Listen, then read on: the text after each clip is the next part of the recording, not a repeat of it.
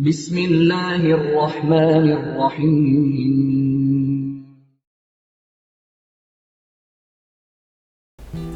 Assalamu alaikum wa rahmatullahi wa barakatuh. We hope you're enjoying our programs. Since last Ramadan, with the help of Allah, the Islamic Education Trust and its supporters have, through the IET Media Productions, produced, aired and shared hundreds of high-quality videos on enlightenment about Islam to the Muslim community and the world at large. We have, alhamdulillah, been able to air topics to do with self-improvement, purification of the heart, spiritual growth, ethics, morality, family, parenting, marriage, child upbringing, issues surrounding self-improvement, financial literacy, better self-management, Islamic jurisprudence, and responses to common questions asked about Islam by Muslims, by non-Muslims, and also responding to Islamophobia and those who have a fear about Islam. For this work to continue and for it to be sustained, we need your support. If it is to become a Sadaqatun Jariyah, we would need all you can do to help us ensure that this good work continues to benefit humanity. As Allah says in the Quran, "In tansurullah yansurukum wa yuthabbit aqdamakum." If you help Allah, Allah will help you and He will make firm your steps. إن تنصروا الله ينصركم ويثبت أقدامكم. Rasulillah, assalamu alaikum wa rahmatullahi wa barakatuhu. You are all welcome, our respected viewers. We are here today once again with the will of Allah subhanahu wa ta'ala to continue with a series of videos we're having on qualities of a good leader. And our able and prominent scholar is here with us again today. You are welcome, sir. His name is Sheikh Ismail Abdul Qadir, Assistant Director, Research and Training Unit. Jazakumullah khairan for coming. Thank you very much. In our previous episode, he was able to discuss a number of issues concerning consultation. Very rich discussion. So today, we would like Sheikh to discuss a very important quality of a leader, which I see lacking in most of the leaders. Because as soon as a person assumes the mantle of leadership, you see them very arrogant, very pride.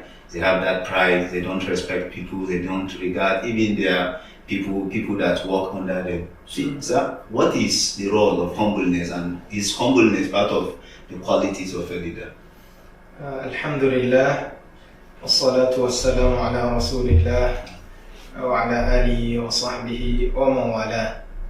Humbleness is known as at-tawadu' in Arabic language, and it's a term or it's a word that it is used in the hadith of the Prophet sallallahu alaihi wasallam. And even though we don't see it clearly being used in the Quran, but we have some other words that imply that mean the same, other words that are synonymous to it, like al-mukhbitin, al-mubashir al-mukhbitin. Al-mukhbitin or al-mukhbitun means those who are humble. And wherever you see Allah subhanahu wa ta'ala also talking about opposite of it, that is al-khuyala or al-mutakabbirin, that is those who are arrogant. This is opposite of humbleness, which means Allah is encouraging humbleness. Whenever Allah says don't be arrogant, it means it's saying be humble, because al-amru when you are asked to do something, it implies not doing otherwise. It's a virtue, as I think we can see with a lot of backings from Quran and Sunnah. And also even to every human being, they know that humbleness is a virtue. Even to somebody who is arrogant, who is not humble, he himself knows that humbleness is a virtue. Why? Because he wants people to humble themselves to him, which means he knows it's a good thing. But unfortunately, when it comes to practice, he is unable to practice it, due to a number of reasons. So this is a quality that everybody must possess. Because whatever is good, and the Quran says it's good, and the Prophet ﷺ says it is good, then it's good for everybody to possess it. But being a leader needs it more than any other person. And a leader should be admonished, to be humble more than any other person. Why? Because leadership itself, it makes somebody, shifts and changes attitude. Some people will say leadership intoxicates. Somebody who has been humble before, and people know him to be mashallah, whenever he sees you, he greets you. Just let him become a leader now. That's why you will not even see him. He wants you to greet him before he greets you. You want to even open his mouth and say Salaam alaikum, it becomes necessary.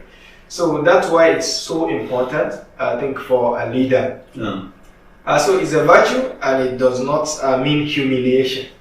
Some people may be thinking, if I humble myself, I become like humiliated. No.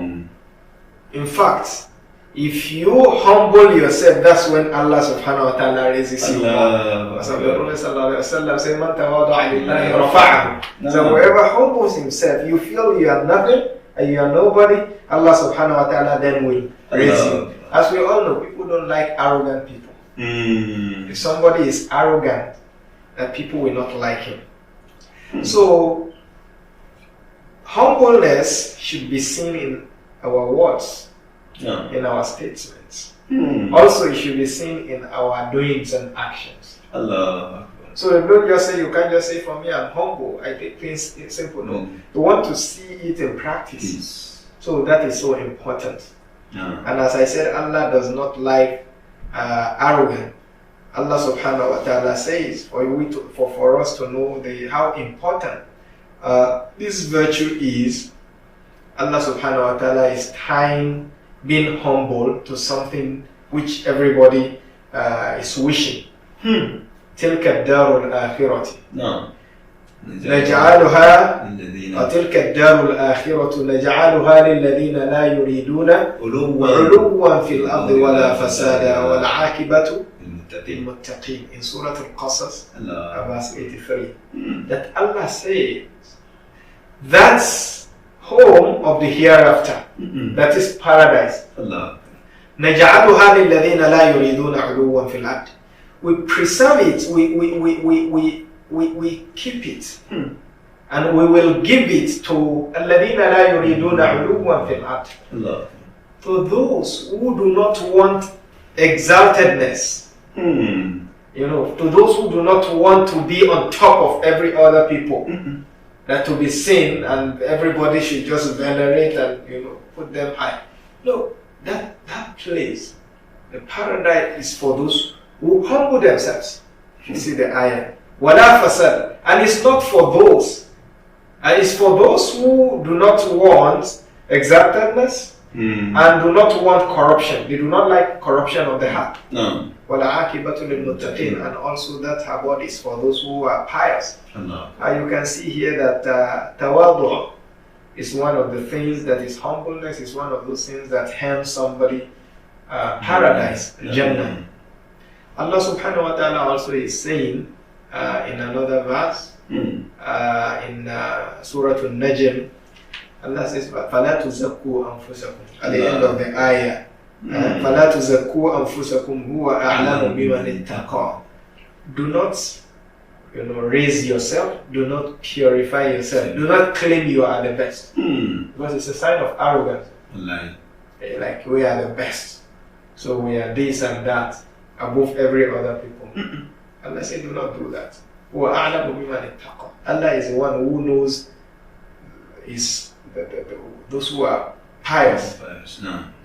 And which is why we see the Prophet sallallahu alaihi wasallam even changing names of some people.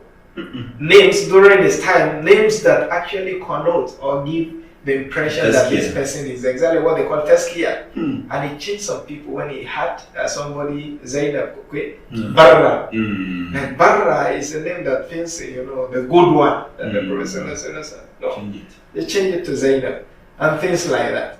So this is to ensure that people are humble, because Allah subhanahu wa ta'ala doesn't want, arrogance. Allah doesn't want somebody to feel superior above other people. No.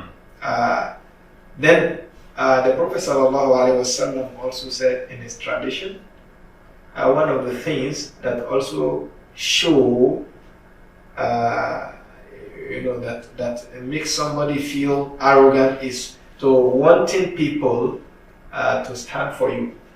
And the Prophet ﷺ said, he used to instruct his companions, لا تقوموا كما تقوم الأعاجم يعظم بعضهم بعضا. So when you see me, do not stand up the way non-Arabs. Of course, not all non-Arabs, but in Arabian Peninsula at that time, it wasn't known that somebody, a leader is coming, you have to stand. They said, Prophet ﷺ said, don't stand for me. Although the Prophet ﷺ, leader of everybody, and whenever he's coming, he remains, seated. No. They do not stand up for me the way non-Arabs, used to stand. No. And another hadith, he said it clearly that whoever loves that people stand up for him to show respect, and you feel disrespected, if somebody has not stood. The Prophet said, whoever loves that, من أحب أن يتمثل له الناس قياما فليتبوأ مقعده من النار. If somebody loves that people, once they see you, they should stand. Like, you should prepare your seat in the hell.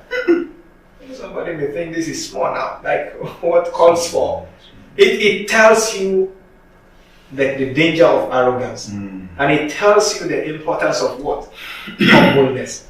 That you love that people, once they see you, they should be standing up. You go and prepare yourself, your seat in the hell. And of course, we have to make a distinction here. And of course, later on, inshallah, we give a number of signs of arrogance. There is a difference between standing to meet, to embrace somebody, and standing to show respect. So the one that is being criticized, that is being forbidden in Islam, is to stand up. Somebody is coming, you are not going to hold his hand. Not that you want to go and meet him, by the door. We have to stand for chief, or we have to stand for the president, or we have to stand for the leader. So this, is, and then the worst is if somebody likes it, that's when the punishment, will be his. But if he doesn't like it, that people are just used to that, well, he has nothing to do other than to just admonish them if he could, that this I don't like, don't stand, for me. Sorry for cutting you, Sheikh. Because of time factor, and we're having a break now, inshallah. Immediately after the break, Sheikh is going to continue from where he stopped. I'm sorry to cut Sheikh for now, inshallah. Assalamu alaikum wa rahmatullahi wa barakatuh.